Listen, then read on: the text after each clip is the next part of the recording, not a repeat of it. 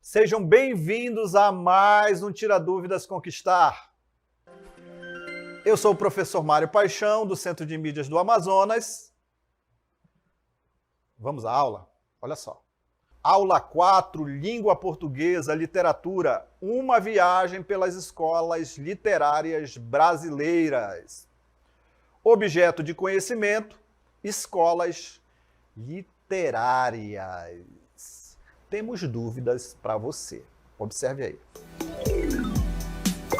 Olha a dúvida que eu trouxe para vocês. Observe. Você sabe o que são as escolas literárias? Vou deixar um tempinho para vocês pensarem e daqui a pouquinho eu retorno.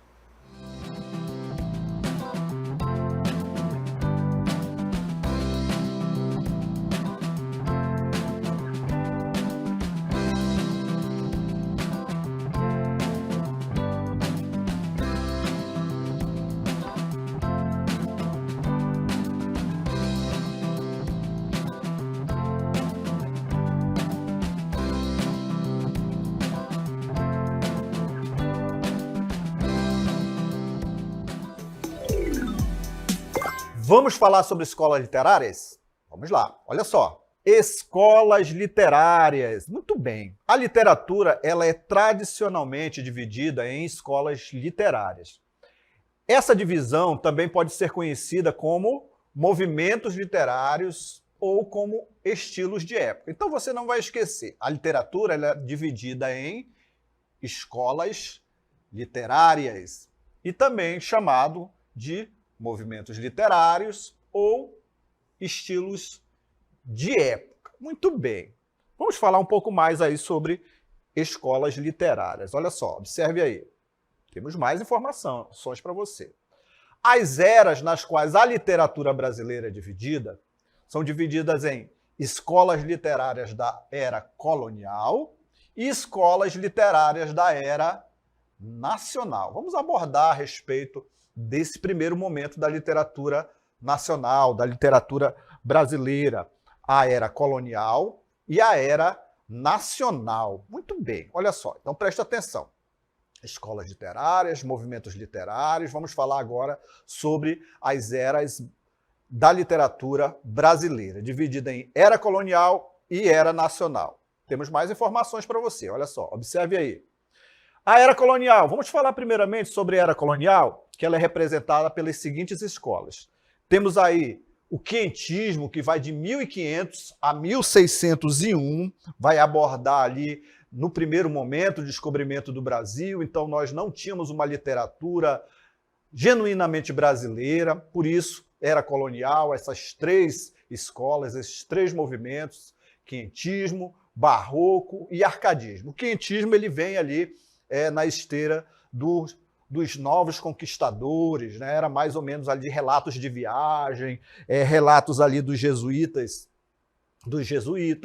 Temos ali também o barroco, que vai de 1601 a 1768, que vai trazer ali grande destaque na arquitetura, na escultura, na pintura e também na literatura. E também temos ali o arcadismo. O arcadismo ele vai trazer ali, esse movimento ele vai estar ali entre 1768 e 1888, então ali no século XVIII. Então, o quentismo ele vai trazer, como eu falei, relatos de viagem. O barroco ele vai trazer ali características de rebuscamento na linguagem, ele vai trazer também o que mais? Exagero, uso de figuras de linguagem, ele vai unir ali o religioso e o profano nas suas obras. Já o arcadismo, ele vai trazer característica ali de crítica à vida nos centros urbanos, ele vai trazer um modelo mais clássico, os temas dele vai falar sobre temas simples, amor, vida, casamento, fugir urbem, fugir das cidades e ir para os locais amenos. Muito bem, então características aí desse primeiro movimento da escola literária. Muito bem, vamos prosseguir falando um pouco mais aí a respeito dessas escolas. Olha só, falamos aí a respeito do quentismo. Então você vai lembrar, primeiro momento, das escolas literárias brasileiras. Então ele vai trazer ali relatos de viagem, vai trazer ali os relatos dos jesuítas, a catequização dos índios. Então esse primeiro momento é como é baseado o quinhentismo, esse movimento literário. Depois nós temos mais informações para você, vamos falar aí sobre o barroco. O barroco ele já vai trazer uma linguagem rebuscada, vai trazer ali uma linguagem mais cheia de penduricalhos, diria assim também. Né? Você vê aí pela arquitetura, que ele vai influenciar a arquitetura, as esculturas, a literatura, então ele vai trazer ali o profano, vai trazer o religioso, ali ele vai trazer essa ligação nas suas obras, ok?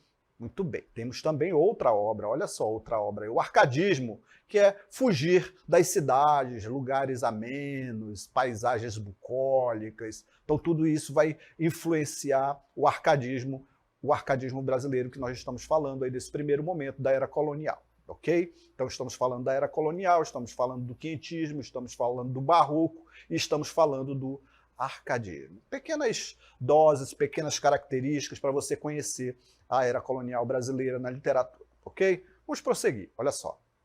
Então, entre os anos de 1808 e 1836, há um período de transição. Vamos falar agora de outro movimento. Estamos falando do movimento das eras coloniais, da literatura brasileira, vamos passar para um outro. Então há uma transição.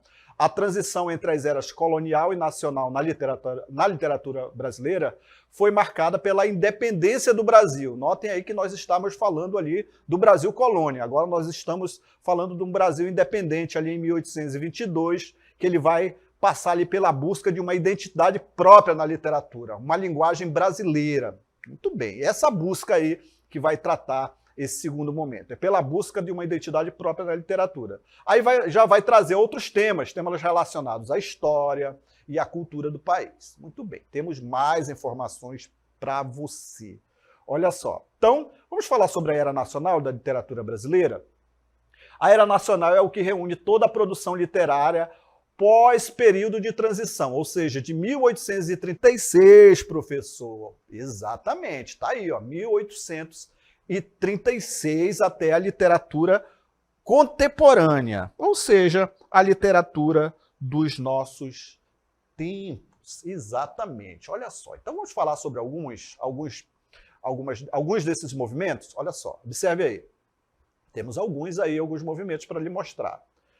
Muito bem, todas as restantes. A Era Nacional. A Era Nacional ela é representada pelas seguintes escolas. Olha só. Escolas literárias. Romantismo, de 1836 a 1881.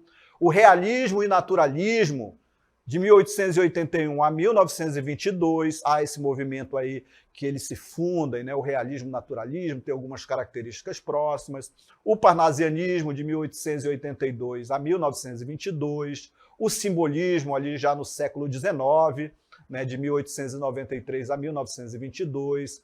O pré-modernismo, como o nome já diz, ele vai introduzir ali, né, uma introdução ao modernismo, que vai já ali no século XX, 1902 a 1922, e o modernismo, que vai de 1922 a 1950, onde, a partir daí, temos as tendências contemporâneas, também chamadas de tendência pós-moderna. Muito bem, olha só.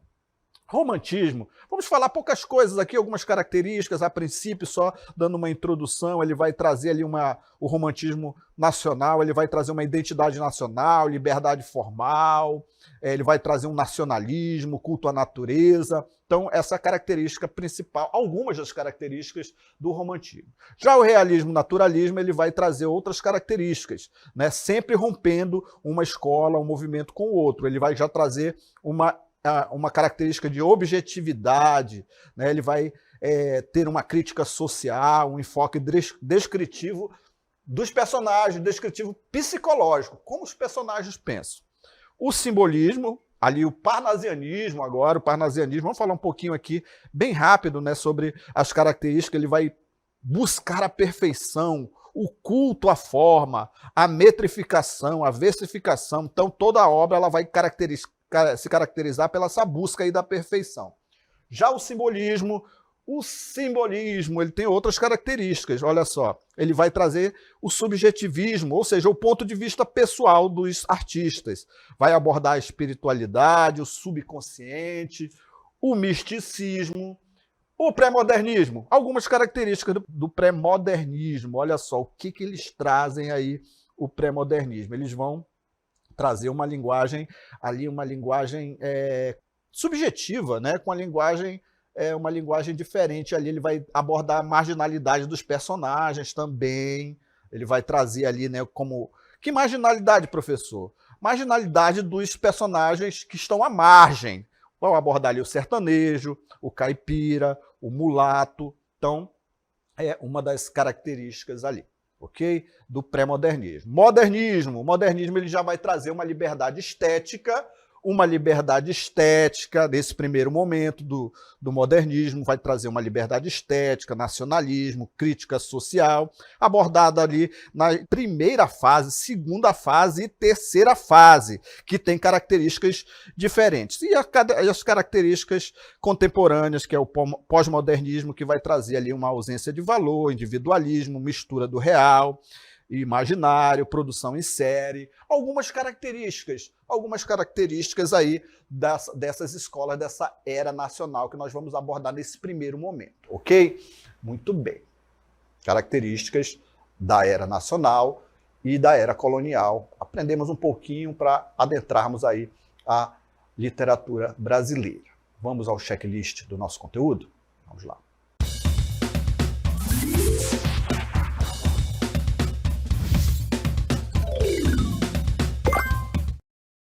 Estudamos na nossa aula, olha só, falamos sobre escolas literárias. Muito bem, a literatura ela é dividida em escolas literárias. Essa divisão ela também pode ser conhecida como movimentos literários ou como estilos de época. Muito bem. Por que, professor? Por que há essa divisão? Ela tem o objetivo ali de facilitar o estudo, né, da matéria, da disciplina, do ensino, uma vez que ela agrega, ela agrupa ali escritores de acordo com suas características de estilo, os temas, né, e, é claro, de acordo ali com o contexto histórico no qual eles estão inseridos. Muito bem, olha só. Falamos aí sobre essa divisão. Olha só, observe aí. Falamos aí sobre a era colonial da literatura brasileira, falamos sobre essa era colonial, que ela vai abranger ali essas escolas que são o quientismo, o barroco e o arcadismo. Então, a era colonial ela vai abarcar essas escolas, o quientismo, o barroco e o arcadismo. O quientismo ele é caracterizado ali pelos relatos de viagem, pela catequização dos jesuítas aos índios. O barroco ele vai trazer características ali de exagero, né, rebuscamento na linguagem, ele vai indicar ali uma união entre o religioso e o profano, vai valorizar os detalhes, então características aí do barroco. E já o arcadismo, ele vai trazer ali crítica aos centros urbanos, críticas ao modelo clássico, vai trazer uma linguagem simples, vai utilizar pseudônimos, né, dos personagens, vai ser mais objetivo, o tema vai ser simples, amor, vida, casamento, então características aí desses movimentos. Vamos agora para mais informações, falar sobre o período de transição. Período de transição, falamos também sobre esse período de transição entre a era colonial e a era nacional. Então falamos aí sobre o período de transição. Vamos falar também, olha só, mais informações para você. A era nacional, falamos sobre a era nacional, que é a era que vai até esse nosso tempo. Então a transição ocorreu ali entre a era colonial e a nacional, então ele foi marcado pela independência do Brasil, em 1822, e pela busca de uma identidade própria. E a era nacional é uma que reúne toda a produção literária, pós-período de transição, ou seja, ali de 1836 até a nossa literatura contemporânea. Nela predomina a vertente estética, iniciada após os esforços dos primeiros escritores, em construir nossa autonomia literária, criando assim uma literatura genuinamente brasileira, livre de influência europeia. Características ali que foi introduzida principalmente pelo modernismo, pelo pré-modernismo. Então ele vai trazer essas ideias, ok? Muito bem, aprendemos um pouco aí sobre literatura. Vamos à dica? Vamos lá, olha só. Anote aí, observe. Muito bem, olha a nossa dica. Conheça a época. As escolas literárias surgiram em épocas específicas. Por isso, conhecer a época que uma escola surgiu ajuda a entender o contexto histórico e as características daquele período. É importante que você observe, para entender esses movimentos literários, essas escolas literárias, conhecer o contexto histórico. Professor, o que vem ser o contexto histórico? O contexto histórico é o momento histórico que ocorre esse movimento, né?